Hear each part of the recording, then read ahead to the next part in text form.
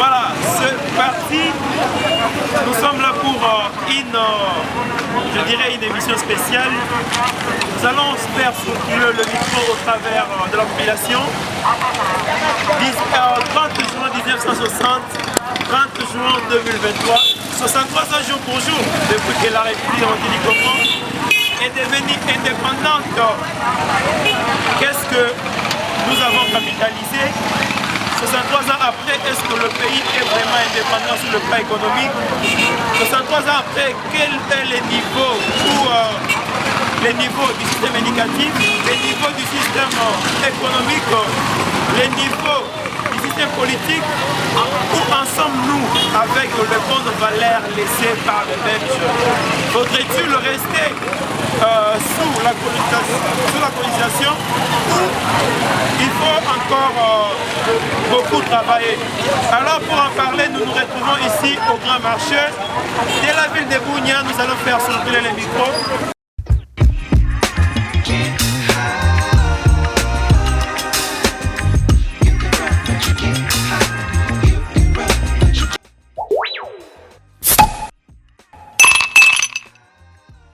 Les Congo t'en peut-être bonjour. Comment on a dit ça?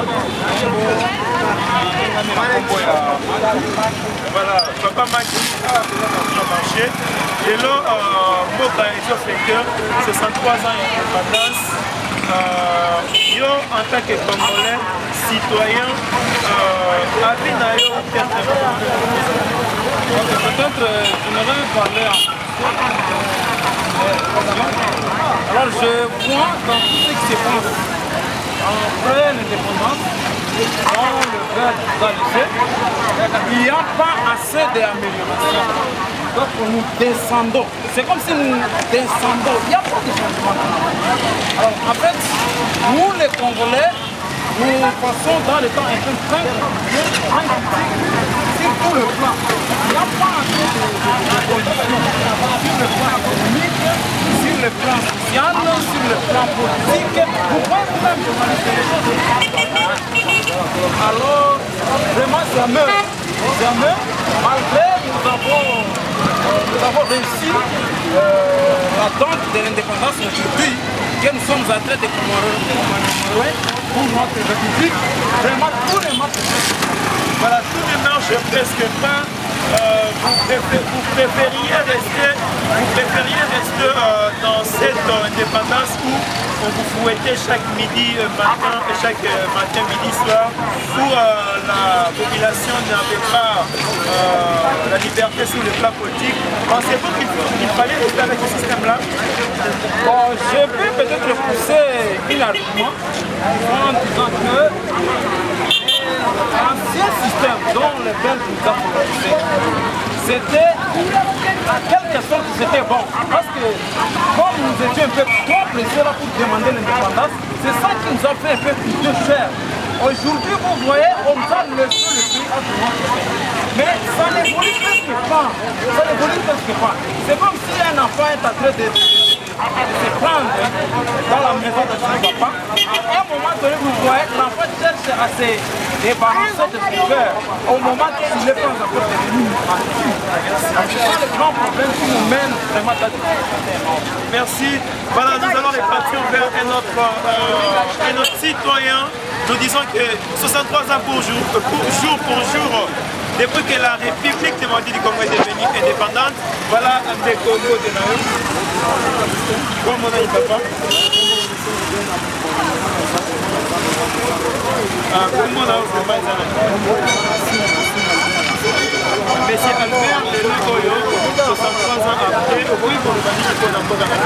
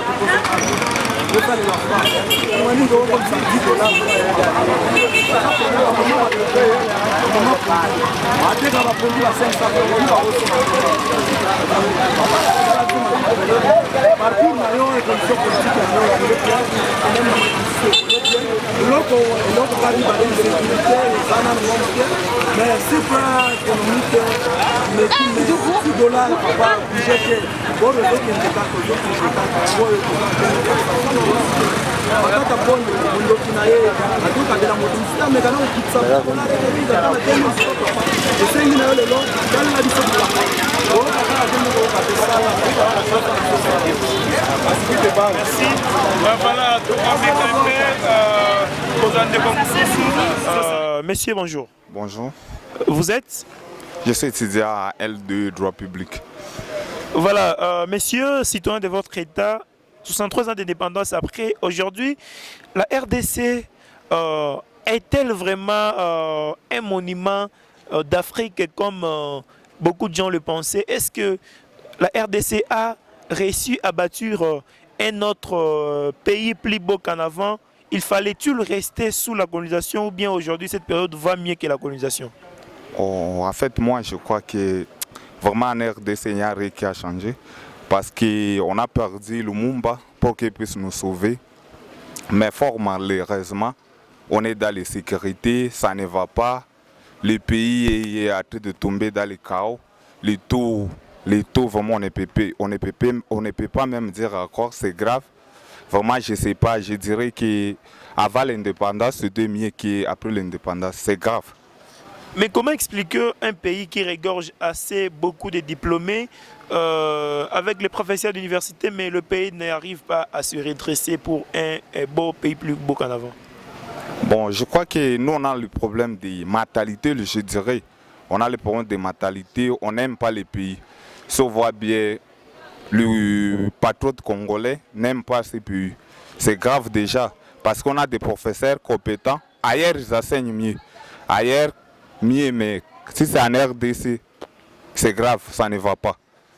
Donc, s'il faut vous résumer, vous souhaiterez mieux rester sous la colonisation que rester indépendant, mais cette indépendance n'est qu'une hypothèse. Oui, je dirais c'est ça. Je dirais c'est ça parce qu'en RDC, rien n'a évolué. Après l'indépendance, rien vraiment. C'est comme si on n'était pas préparé. Si on voit bien, les Congolais n'étaient pas préparés pour l'indépendance. C'est grave. Merci. Merci beaucoup. Nous étions avec autant d'hommes. Nous prenons une dame. Madame, bonjour. Bonjour. Parlez-nous, vous êtes? Moi, je réponds au nom de Shams Lobéa, étudiante en L1, LM2 droit. Voilà, merci Madame Shams. Aujourd'hui, 63 ans après que la RDC ait accédé à l'indépendance, qu'est-ce que nous pouvons retenir? Est-ce que la période avant l'indépendance était plus mieux ou peut-être celle-ci est plus meilleure que la période des colons? Bon, moi, je dirais qu'avant l'indépendance, c'était mieux qu'après l'indépendance. Pourquoi? Parce qu'après l'indépendance, nous vivons dans des insécurités. Il y a trop de problèmes. Il y a le problème de l'eau, du courant, bon, l'insécurité sur tous les plans. Donc, nous pouvons dire que cette indépendance congolaise n'était pas préparée. Oui, oui, l'indépendance congolaise n'était pas vraiment préparée, car on ne sent pas l'indépendance ici. Selon votre estimation, pensez-vous qu'il fallait peut-être prendre l'indépendance dans les années 1980 ou peut-être 1970? Bon, moi, je crois qu'on devait prendre l'indépendance après, oui, dans les 1980, pas vraiment 1960. Voilà, qu'est-ce que vous pouvez maintenant recommander aux autorités qui sont aujourd'hui au pouvoir en tant qu'étudiantes, parce qu'on sait que l'avenir de demain, c'est vous qui êtes des étudiantes et des étudiants, et vu que tu es aussi de la catégorie de la jeunesse. Bon, moi, je dirais aux autorités de bien prendre leurs responsabilités à main. Justement ça? Oui, Merci madame. bon, je vous en prie. Vous l'aurez compris que nous sommes arrivés au terminus de ce micro-baladère. Il a été question de savoir si la période avant indépendance est égale à la période après indépendance. Vous avez suivi que les avis sont partagés. Les gens sont un peu optimistes. Si certains pensent que la période après indépendance est plus mieux que avant indépendance, certains estiment que la période après indépendance est mieux qu'avant indépendance. Voilà, nous sommes arrivés au terme de cette tournée. Sachez que chaque jour, nous devons travailler pour l'émergence du Congo. Mais la question que je me pose et que je vous pose, est-ce que nous avons réussi à bâtir un pays plus beau qu'en avant? C'est ça la question qu'il faut se poser. Patrick Ndibo était devant les micros et James Difaz derrière la caméra. Prenez bien soin de vous et bonne fête.